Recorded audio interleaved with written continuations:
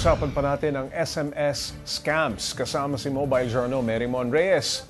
Too good to be true, ika nga ano?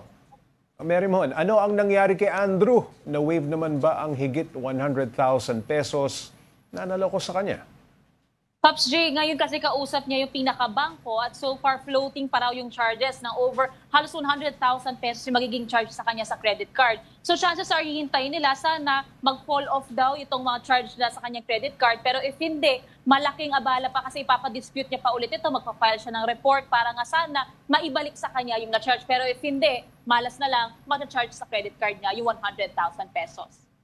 Meron paano kaya ang nangyari dahil hindi na nga siya nag-input ng OTP, ano? Itong si Andrew, nagamit pa ang kanyang credit card. Tumuloy pa yung charge.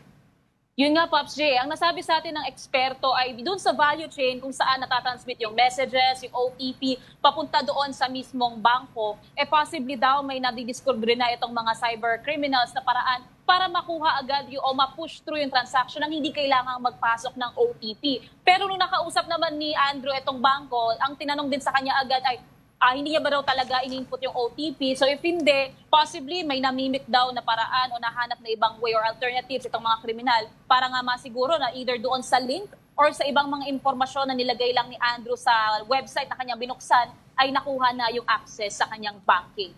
Marymon, may ginagawa na ba ang telecom service providers o ang DICT para malabanan itong scammers? Yes, Pops J. Actually, 2022 naglabas ng memo ang National Telecommunications Commission na bawal nang mag-send ng clickable links sa SMS. So be it bangko, telco, pa yan, lahat ng kahit na sino, isa ito sa pinaka-way nila para masiguro yung cybersecurity. Pero for the others naman, ongoing kanilang pagbablock doon sa mga malicious na websites at the same time paghanap nga sa mga kriminal na gumagawa nito. At the same time, indidignan din nila dito yung mga ibang paraan na posibleng madiskubre sa mga susunod na araw, linggo o buwan pagkatapos ng investigasyon para mahinto na nga itong ibang klaseng smishing o scam modus's. Maraming salamat, Mobile Journal Marymon Reyes.